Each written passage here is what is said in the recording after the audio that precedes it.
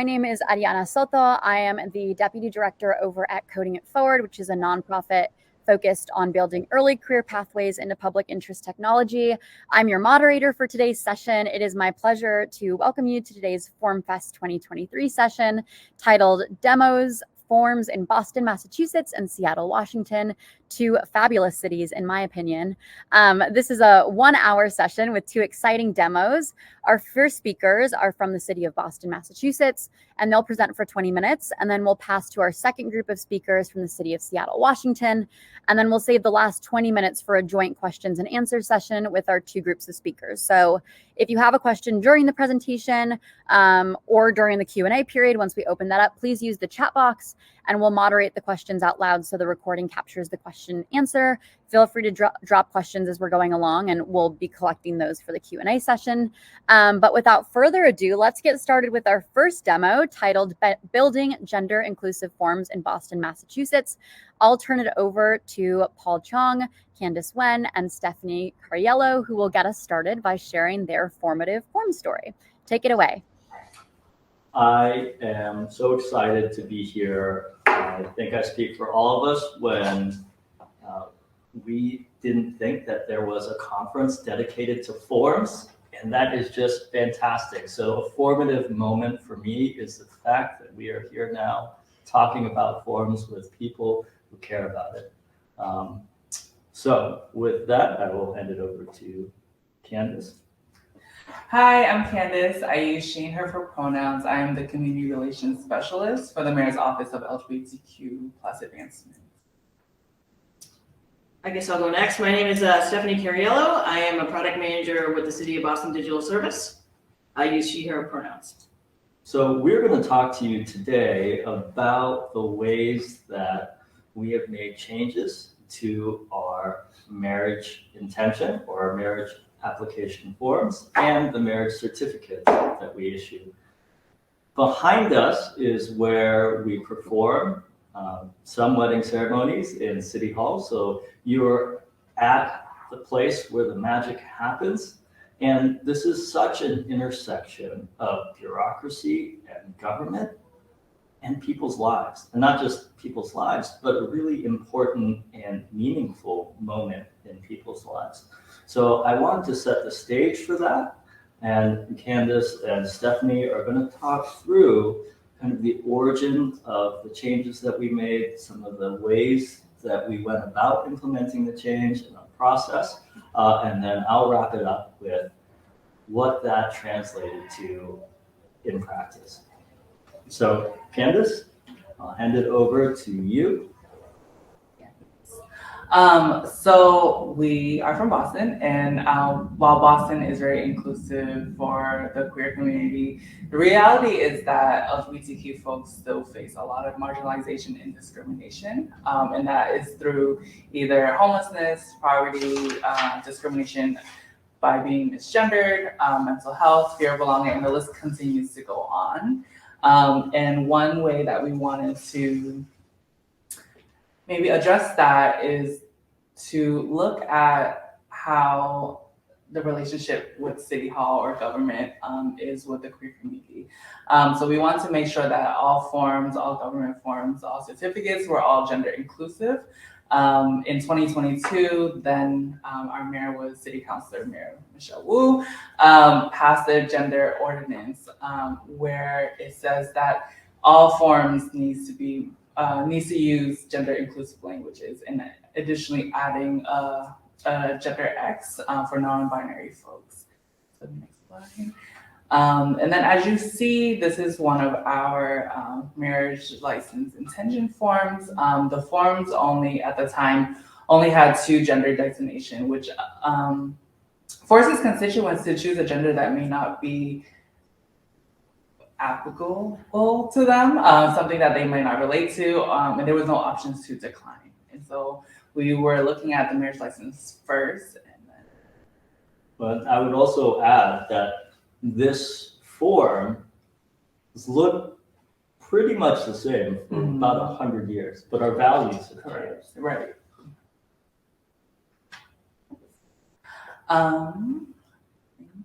So then I'll pass it to Stephanie. Yeah, so we started this project, and our goal ultimately in this project was to understand how constituents perceive how data is collected for City of Boston services.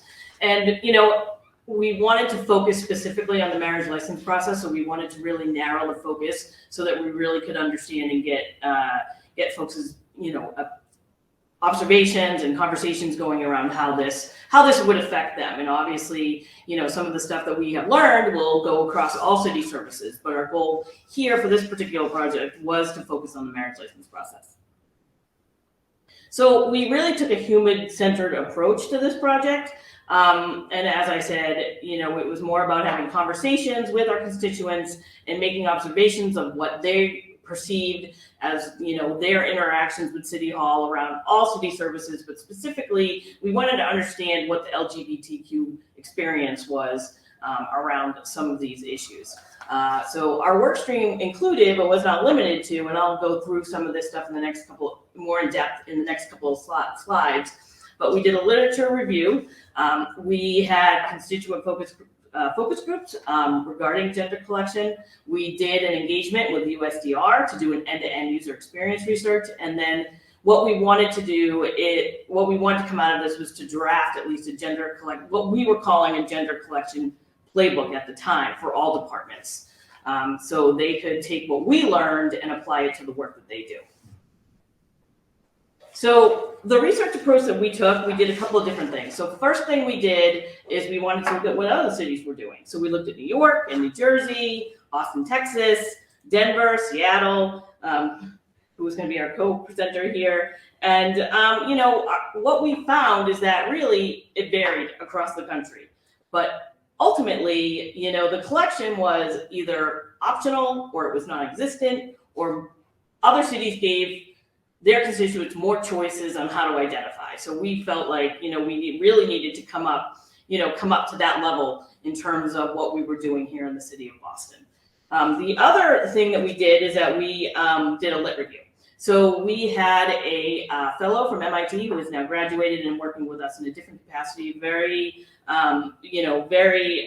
intense lit review, and wrote up, basically the basics of sex and gender collection, what the risks were, what the frameworks we should use, what the specific practices were. And then, we wanted to obviously feel like, there was safety and privacy involved, and that we wanted to make sure that what we did was in the best interest of our constituents. We also conducted focus groups. So we engaged with an experienced facilitator, so to come up with a focus group, an outline for guiding our constituents to giving the best feedback we possibly could. We worked with legal. We worked with the Mayor's Office of LGBTQ Advancement to make sure these focus groups were safe, were private, people could opt out. And we had 5 to 7 focus groups, about 3 to 7 people, all either identifying as trans or non-binary. And this was really helpful to get constituents real feelings on how they deal with the City of Boston and their various services and how they feel about those interactions. We also engaged with, as I mentioned, US Digital Response. They actually came to City Hall. They spent about a week with us, and they did end-to-end user experience with the registry down here where we are and the marriage license process. And they also wrote up a report after that, which we actually took from, some of our findings from that as well. So basically what we wanted out of this project, our desired outcomes were comprehensive guidelines based on our findings to guide all of our city departments through gender and sex data collection. How do we do it? What's the best practices? Making sure that we had consistency across the board. We also wanted to prioritize a list of improvements and technical solutions to the marriage license business process. So on the tech side, we wanted to make sure that any kind of forms or any kind of information people were filling out, we wanted to make sure those aligned with our findings.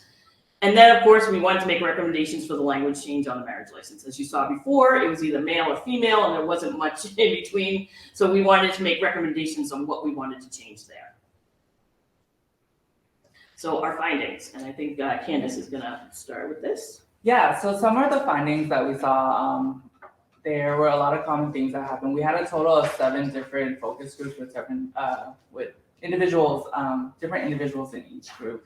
And so one of the first things that we found that was that we needed to improve city services, right? And some quotes you can see is that like it's annoying when people do not accept what you choose to become. The way you treat it is dependent on who you get to use services. Next one.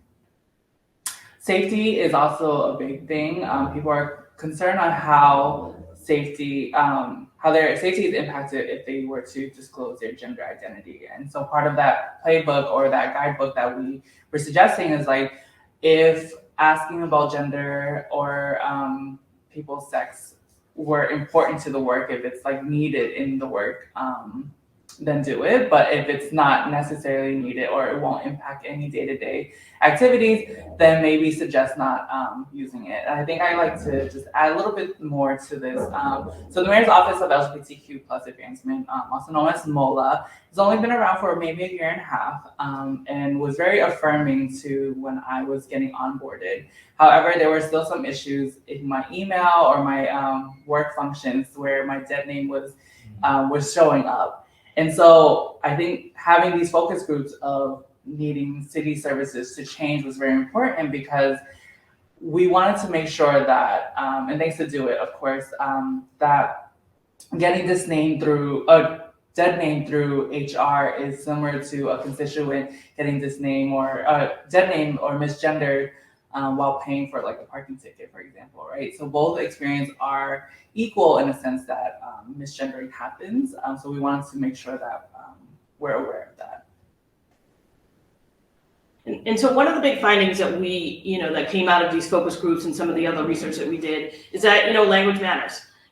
Seeing people being affirmed in the language that they see on forms, whether it be with the marriage license or any of the other forms they're filling out, and like Candace just mentioned, even our employees that are coming on board into the city of Boston, making sure that they feel affirmed, that they feel safe, that they feel included. And I think that, some of these quotes really exemplify some of that where, it would be great if city workers and representatives all the way through everybody who works at City Hall stop using gendered language when not needed.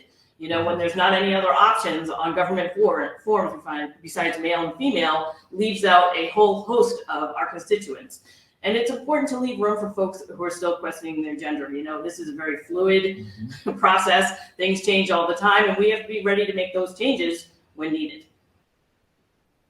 And so this is just this last slide, U.S. digital response findings. Really what they found really aligned with what we also found. So working together was really helpful.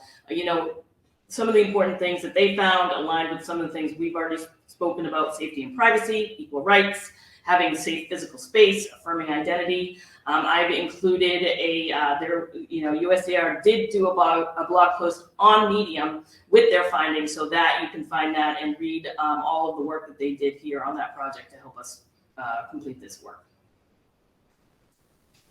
So that is a lot of work, and it cut across all of City Hall. And it's amazing to think that forums are this touch point, right? You had the mayor providing political leadership, made some legislative changes and passing an ordinance.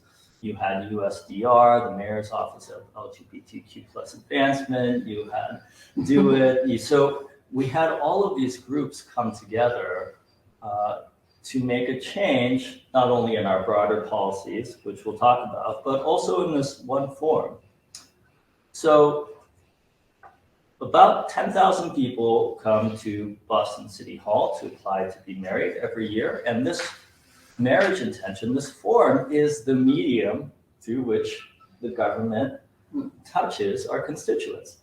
And if you think about the way that civic institutions have been viewed by the public and the trends there, it's not been good, right? And so for us to be able to hear what our constituents are saying, listen to their concerns, express our values through our ordinances, and then implement a change, I think is so important. And again, why I'm excited that there's an entire conference about forums. I met a couple at our customer service window, and they said to me, Paul, we're so happy that you're inclusive, that you're going to be doing, you're going to be giving us a marriage license, and you're going to be performing our ceremony. Is there some way that we can impound or restrict or make our record confidential? Because if anyone from our home country found out that we were getting married, we would be killed because we are a same-sex couple. And so that really drove home to me the importance of what we were doing. And then to have, as a bureaucrat, all of this research and community engagement behind me made it really easy to make changes. So vital records sit at the intersection of state and local, of judicial and executive authority. And so there are some things that we can do unilaterally, which we did. So now marriage certificates that we issue and marriage applications that we take no longer ask for gender. We have also updated our intention form with the help of our friends in the IT department to be more gender inclusive. And we did outreach following in Mola's footsteps. We sent all 351 cities and towns, very local government related place in Massachusetts. We sent all 351 cities and towns a memo about how to follow our process and remove gender from these forms. So that was a huge outcome. I was able to present the first gender neutral marriage certificate to one of our colleagues, and it's just very poignant. And we can share some materials, but Kimberly, they wrote just a beautiful statement about what it meant to have government recognize who they were. Now, we aren't stopping with this one form, right? Mola and Do It, and we're all working on kind of taking one step back and saying, okay, so we applied our values in this one instance. What does it mean more broadly? And so we have come up with these gender-aware identity collection guidelines. And that is, I would highly encourage you to take a look at that. In the minute or so that I have now, I will geek out and just summarize it. But the questions that you should ask yourself in the city of Boston before you get all super bureaucrat and get excited about creating a form, before you ask for someone's gender, you should ask, are you legally obligated to ask that information? If not, you should consider not including it. Are you contractually obligated to ask for that information? If not, you should consider not asking for it. And then lastly, are you using that information in a directed and impactful way to improve services for a target constituency? And so those are kind of the threshold questions that we now ask at the City of Boston. And I hope that's just our first step to making our city live up to our values. So really grateful for your time.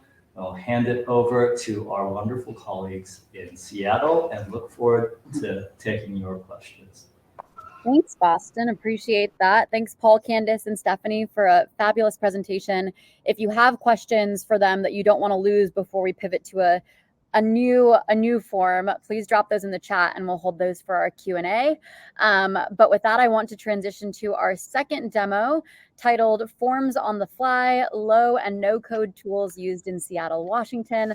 I'll turn it over to Elise Kalstad and Miguel Jimenez. Take it away. Thank you so much. Miguel, can I get a thumbs up? Can you hear me? Yes, I can. Sweet. All right, here we go. Welcome to Forms on the Fly. Low no-code tools used by the City of Seattle. We are so happy to be here and really excited to share an open source tool that we've been using and working on with many others called CiviForm, and also great to join our colleagues from City of Boston. That was a fantastic presentation. We welcome any interaction, any comments or questions, put them in the chat. We'll save them for the end of the presentation. My name's Elise Kalstad. I use she, her pronouns. I work for the Seattle IT department. as the Affordable Seattle Program Manager, and I'm joined by my colleague, Miguel Jimenez, who works in the Innovation and Performance team as the Affordable Seattle Policy Advisor. We have this cross-departmental team, and our vision is something you all can relate to. I imagine that just all people should have easy access to, for us, City of Seattle, city programs that make it possible to live and thrive in Seattle. I'll take it away from Miguel to lay the land. Thanks, Elise. Miguel Jimenez, I use he, him pronouns too. Thanks so much, Boston. What a cool presentation. So let's just get started in framing the problem. Not a surprise, Seattle is an expensive place to live. And honestly, I don't think this is unique to just Seattle. A lot of major metropolitan areas across the US have seen huge increases in the cost of living that are far outpacing the average of inflation that we're seeing right now. In our city, it's over 50% increase in cost of living over the last 6 years. That's tough. So what are we doing about this? In our city, we have over 30 different benefit and discount programs. These are in addition to the things that you know about at the federal and state level, in addition to SNAP, in addition to TANF. These are City of Seattle specific programs that can help residents more easily afford to live in our city. If a resident qualifies for a huge variety of these programs, we're talking about like up to $35,000 in savings in a year. So a lot of really helpful stuff, but it's not exactly meeting the need that we're seeing in our city. In some of our programs, just about 40% of the residents who are eligible are actually accessing that program. So why are we not able to get folks to these programs that are offering free money? It should not be that hard to give away free money, right? That should be simple. Well, I think the problem is kind of obvious in a lot of ways. I'm sure a lot of folks on this call know about some of these issues, right? It's difficult to know what's out there. 30 different benefit and discount programs, that's a lot. They're offered by 11 different departments. They have a variety of different digital portals. Some of them are digital PDFs. Some of them you have to email and request an application. That's just a huge burden to go through and find out what you might be eligible for. We talked about in the previous presentation, right? Distrust in government for a variety of different reasons. Maybe we're not meeting people at the place that they need to be met at, right? So these are just some examples of what's happening that's not connecting our residents to the programs that we offer. So what are we trying to do about this? Well, I think this needs to be fundamental to all the ways that we are delivering government, right? We need to talk to the folks who are experiencing the problems and meet them where they're at. This tool was designed specifically to engage residents and engage community-based organizations about what the barriers are that they're facing in order to connect them to these programs and design a digital tool that can eliminate those barriers, maybe not entirely, but in a way that makes our programs more accessible. We also just want to give residents that autonomy to know what they need to know in order to apply for these programs, right? This is a time tax to go through all of these things. So residents should know right off the bat, how long does it take to apply? What do I need to apply? What the benefit's going to be? I want to know as an individual what my return on investment is if I'm going to spend time applying to this program. So we can go to the next slide here. What did we do about this? We connected through a public-private partnership with the Google.org Fellowship. And these folks are really quite amazing, really helped our team out. The first thing we did was look across the technology landscape to see what could help us from a digital perspective, engage more residents. And honestly, there wasn't a lot out there that was designed in the way that residents were asking for. And so Google and the City of Seattle jointly started developing a tool that we call CiviForm.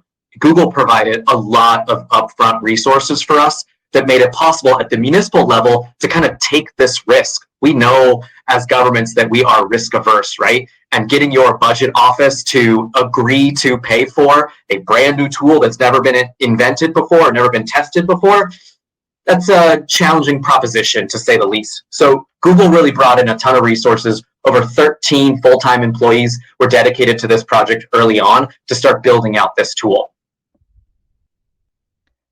And since the original creation of CiviForm, it's now been adopted by 2 other jurisdictions. So City of Bloomington, Indiana, and the state of Arkansas. There's others coming on board in the near future.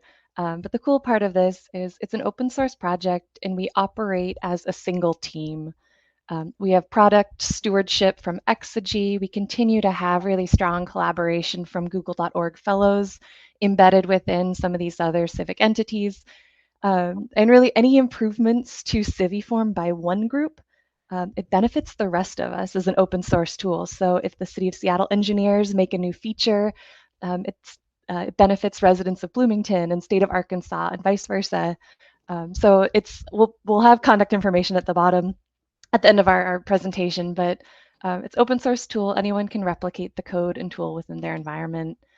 We're going to move on to the demo part of the presentation, and I think it's probably why you're all here, but we really want to just like lay the land a little bit about how we got here, but then show you what we're working on. And it's important to understand that the tool was built, to Miguel's point, based on specific requirements from specific user groups in the city. So we have 4 different user groups. Applicants are those residents who are seeking city services. They have a responsive, they can use their mobile phone in language interface where they are providing their basic information just once, and then they can reuse it across programs. So we're not asking them to re-enter the same information in different forms. Just give us your income and your household size and your address once. We can move it along. The benefit of community-based organizations, those caseworkers who are helping residents access city services, make it easy for them to apply on behalf of their clients. And then program admins, those are our city employees who actually process the applications and administer the benefits. And then CiviForm admins, that's Miguel and I on our team who manage this tool, and we build these custom no-code applications using a universal repository of questions. We'll get into that. I'm going to highlight 2 roles on the demo today, but I just want to show there is so much more to the tool that we're not going to be able to get to in a short amount of time. I'm going to demo starting out with the CiviForm admin role. I am just going to create a quick form. Again, it's going to breeze by a lot of other functionality that exists. That's okay. And a caveat that we did a pre-recorded demo just to make sure we were tight on time.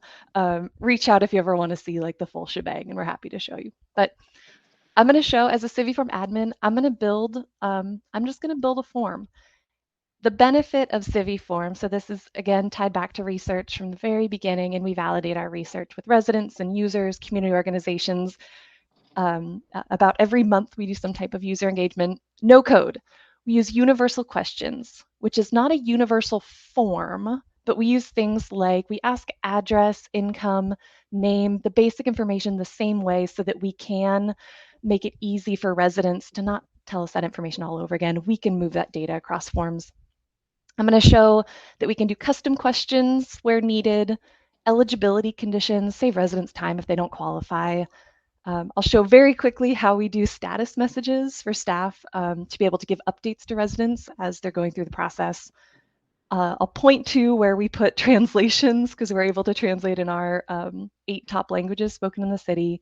And then I'll point to a little bit of how we manage permissions. I'm also going to be really transparent at the end of here. There are challenges. Like it's going to look really simple, and I'll show you. But there are some challenges that you all will be able to relate to. So here we go. All right, this is the front page of CiviForm. This is live. I'm going to flip to a test instance of CiviForm, though, in this pre-recorded demo. I'm going to log in using single sign-on as an admin, creating a new program. I'm going to enter some basic information that the public is going to see. The name of the program, a quick description to describe the benefit, about how much time it's going to take to apply to the program, and maybe who is eligible. This one, I'm just going to do a bill assistance program. I can also create a URL identifier. So this is a unique URL for each program that can be embedded in other links around the city website. And then we have an opportunity to add a link for more information, just to send folks to like a landing page or something. We can create a custom message. So after a resident applies, they're going to get a message that says either next steps, what to expect, thank them for applying. And then I can set the visibility for this program. I can make it so it is automatically publicly visible, everyone can see it, or I can keep it hidden. There's different use cases for this. Maybe we need to hide a program and just have it accessible via a link that's emailed out, or we just want selected groups to be able to see it. Different use cases for that. So now I'm going to publish it. Oh, now I'm going to, so it'll publish for live. I'm building the form now. I have a screen for every page. I'm going to create a custom question. We have 15 different types of questions that we could create. For this program, it needs like a really specific question because it's a, for this one, it's a pretend city lake question asking about an account number. But we can ask, for number, currency, email, name. There's 15 different types of these questions. And we can also add parameters, like if there's certain things like mins and maxes, things that it needs to constrain to. You'll see for this one, we're gonna just go ahead, create it. I'm also gonna pull over a universal question. So for example, we're gonna add that question we just created. It'll show up on the form. I'm gonna add a universal question. That universal question is gonna be address. So we ask, where possible, we try to use this universal question bank, but we know there's programs have different sizes. They have different specific questions they need to ask. On this one, I'm going to show that I want to correct addresses, so it's just USPS formatting. This program in particular, you have to live within the city. So I'm going to add an eligibility condition that says your address must be within the city of Seattle. I could set an eligibility condition on anything. It could be income dependent, age dependent. You'll see Miguel go through an example in a second. Perfect. So we have our questions. Now we're going back to the program. Excellent. This is the page where we're able to manage application statuses. So once somebody applies, we want to be able to tell them, like, where is their application in the process? I'm going to set a default status that just says, we received your application, but there's opportunity to add other statuses if there's different parts of the process. In the top right in gray, you'll see managed translations. That managed translation stamp, you'll see it follows me wherever there is some type of text for a program. There's always the ability to just add translations. So that is like a copy and paste. I work with our Office of Immigrant and Refugee Affairs. They do a translation process. We put them in. This one is going to be a default status. It'll automatically show up as soon as somebody applies. Great. And we're going to go ahead and publish the form. Go back in. We publish all drafts. It is now live. I can snag that URL for the program, so share link, and I can embed it anywhere. I can add program admins, who are those city staff who are going to be reviewing applications as they come in. I can also add intermediaries. Those are social workers or caseworkers who can help folks apply to any city program, but they're able to help folks apply to many programs at once. In the top right, you can see there's a demographic data export. That's for us to be able to identify who's applying to our programs and maybe who are we missing based on race, gender, zip code, ethnicity. Really helps us to do targeted outreach and engagement. So it's super quick to stand up, publish a form. It is live. Now people can apply to this really simple form. The things that are hard, change management, being able to work with many different programs across the city to stand up a form, to know what is a really crisp form design that works well. I'm going to let Miguel move on as we get close on time. Just the challenge of encouraging universal questions with programs. We ask household size, the definition of that. There are many different definitions of household size, as you all know. All right, Miguel. Great. So what are we hearing from residents? Listen, I'm the same person. You're asking me these questions over and over again. You're the government. Just keep the question answers and use them again. So this is really one of the guiding principles for us. How can we make it easier for folks? There are a lot of ways to do this, right? We want to be able to collect information and just use it over again. We want to be able to provide in-language and responsive translations for all of our forms so that people who are not comfortable using English can still apply for these things. We want to be able to allow people to apply as a guest. Sometimes creating an account is a barrier. It can be helpful for this tool, but can also keep people away from specific programs they're looking for. We want to be able to tell people like where they're at in the process. I like to know when you received my application. I like to know when you're looking over my application. I like to know when I'm approved or whether I need to provide you more information. So those are just a few of the things that we can do with this tool. Now I'm going to just show you what it looks like as a resident, and I'm going to move kind of fast because we have about 5 minutes left, I think. So we can just play this. So this is the front page of CiviForm here, and you can see we're just going to jump into a program and apply to it. This program is called Over 55 Programs. Here's where we ask an applicant if they want to continue to the application or try to log in. They can just jump right in and start answering the information. You can see these are the standard universal questions that we use. This address one that you're seeing right here is the same one that Elise just embedded into the form that she created. And we just want to like get the information out there. This applicant is probably not putting it in the right format right now. So what we're going to do for them is we're just going to standardize that address, just like you might see on a USPS form or something. Says, hey, is this the one that you were looking at? Now it's formatted properly, makes it easier for us to do research on the back end. We'll also see at the very top here, we're letting the applicant know they're eligible based on the information they've put in. Now we need to ask for some more information. Age at the top here. You can see the applicant put in 35. So this is an over 55 program. What's going to happen to them? They're going to find out right away, oh, sorry, you are actually not eligible for this person based on the age. So you get to go back and say, oops, I accidentally typed the wrong thing in. Let me correct this really quick. I'm 55 years old. Oh, based on that information, you are eligible. Now that they put the information in, they submit the application. And immediately we'll say, hey, thanks so much. Do you want to apply for something else? Do you want to log in? Yes, I want to log in. The login that we use is the same for our utilities. Almost all residents have a login to the utility system in the city of Seattle since they're public utilities. Once they log in, they can see, based on the information you've provided, you're actually, well, first we see that we've received this application you've submitted, and there are other programs we think you might qualify for. Here are the ones based on the information you've submitted so far. So you want to try to apply for one of those? Once you click into the program, we save the information you've already given us and input it into those questions.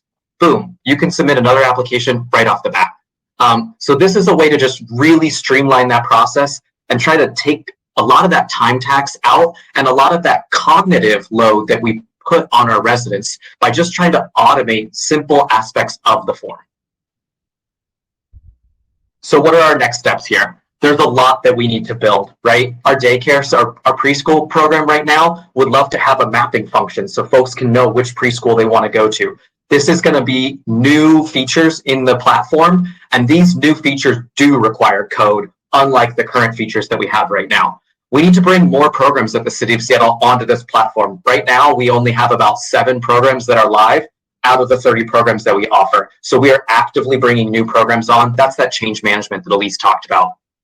We want to be able to cross-market programs. This does not allow residents to apply for SNAP, right? We all know that food stamps are a critical program. Being able to connect to other levels of government is really important for us. And we want to be able to explore other integrations. The IRS already collects all of your income information. Why do we need to ask you how much money you make? Why don't we just check their system for you? Automating these things and creating administrative approval processes is really the key to reducing the barriers for access.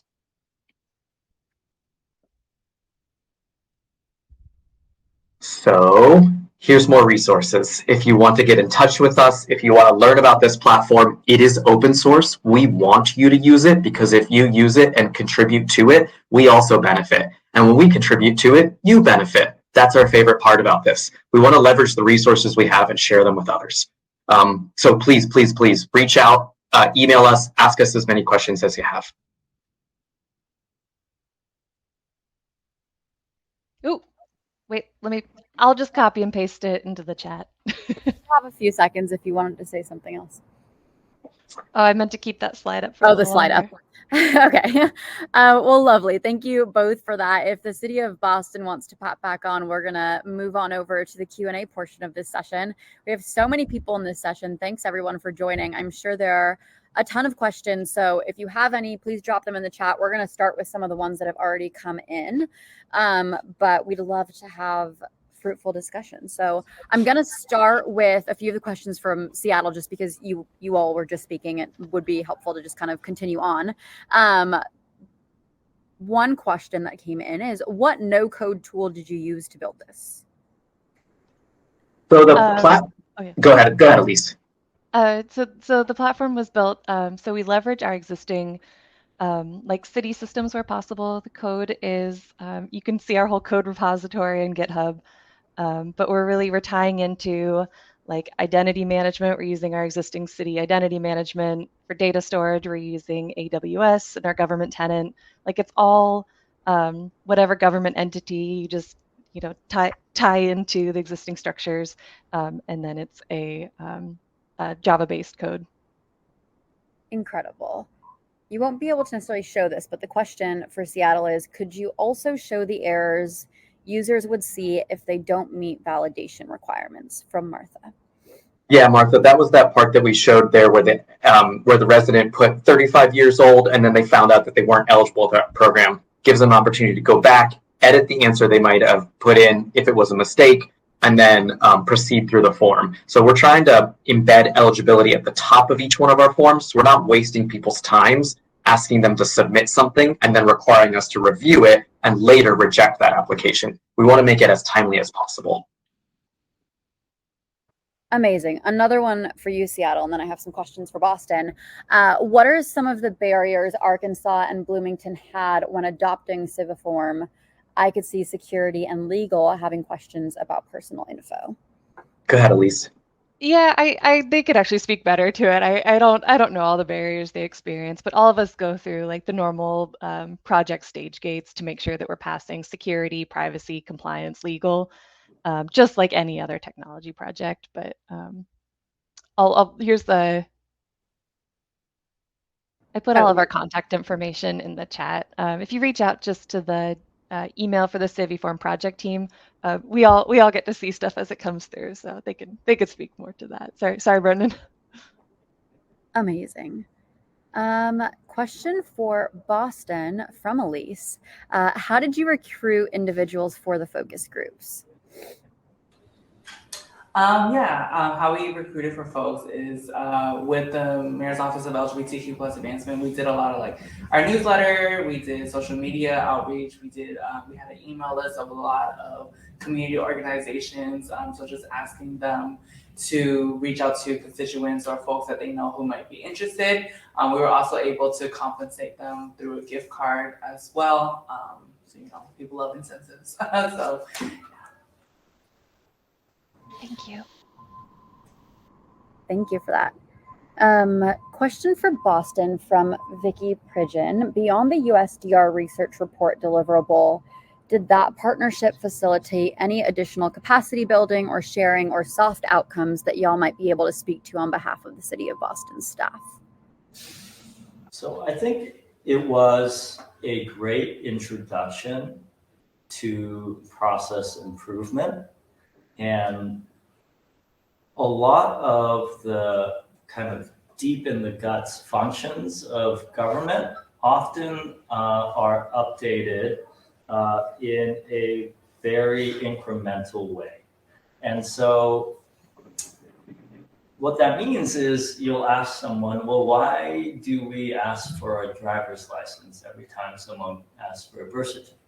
And they'll say, well, that's the way we've always done it.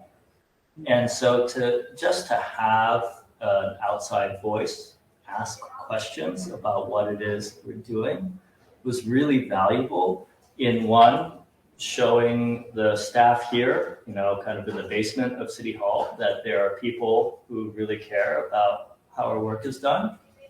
And then two, that, we can take risks, we can ask questions, and we can try to do things in a better way. So I would say that was the biggest, I don't know if that's exactly what you're thinking in terms of soft, but that's what comes to mind for me. Wonderful. Thank you for that. Those are all the questions that we've gotten in the chat. So I'm going to give it a handful of seconds because we've got lots of folks in this session and just want to see if there are any other questions. If you have questions, please drop them in the chat. We would love to spend some time answering them. So I will pause. But if any of you who are presenting have questions for each other, we can also do that. Oh, lovely question from Miguel. If you just want to voice that one over, I will let you.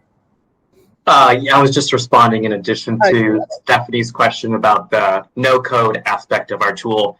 There are certainly aspects that require code, but the part we're referring to there is just the creation of new forms. Like currently at the city or previously at the city, if you wanted to build a new program that required a new application, you needed to code that into whatever technology you were using, and you probably needed to connect with Seattle IT, create a project, have a project budget.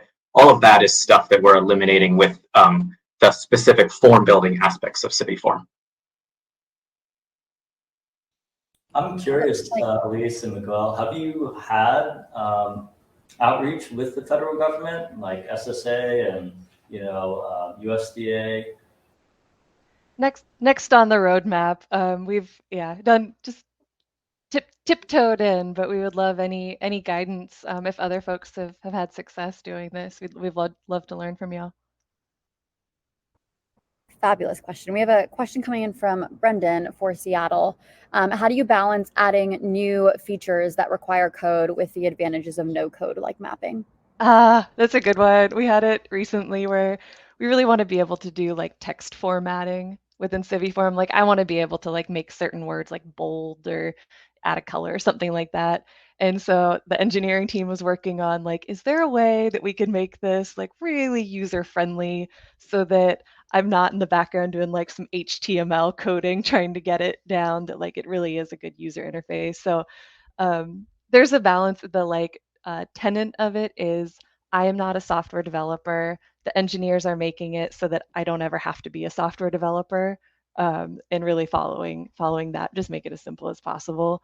But Brendan, you're right. Like if I were a software developer, there would be some advantages to be able to crank through it, but then it doesn't make it sustainable. So. Lovely. Thank you for that. I'm going to flag just a response from Julia, the Chief Digital Officer in Boston, who just added to our conversation about the soft outcomes of the USDR engagement. For anyone that is interested in reading through that in the chat. Another question for Seattle, is there statewide adoption in progress to facilitate data sharing for residents that move out of the city? Yeah, we recently had a chance to meet with our counterparts at the state level and talk about some different data sharing opportunities. I think this is something that we probably all deal with in our various jurisdictions, right? It's like data sharing and privacy standards are really quite complicated and challenging. And so we're engaging the state and we think we have a path forward, but it will take time, certainly.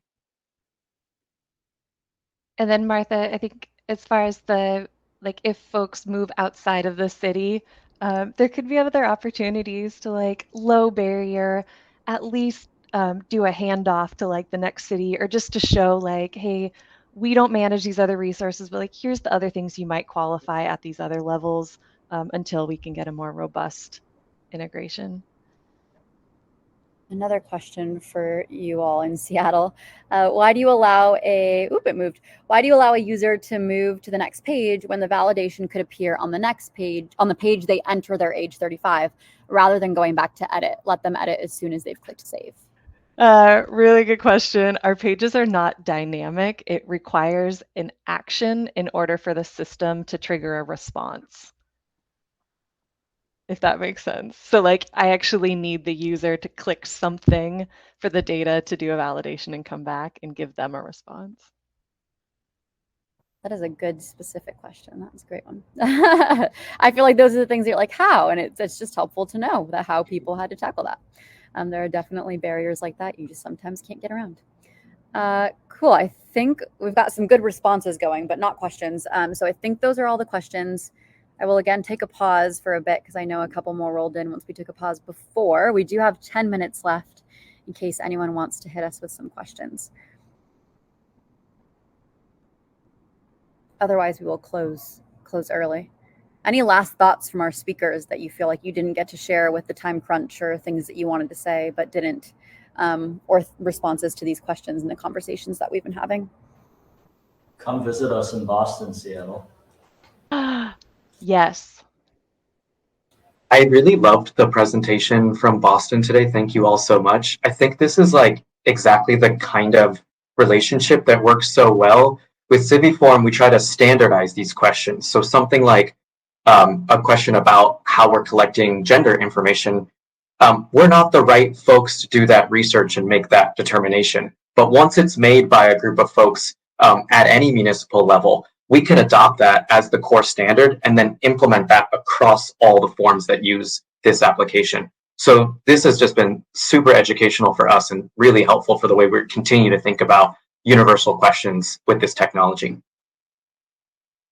Yeah, and I just love the fact that by creating no-code tools, you are actually enabling everyone across the city of Seattle to do things on their own. And so, like, there's one thing to improve process, and then there's another thing to just get rid of parts of process, and I love hearing that.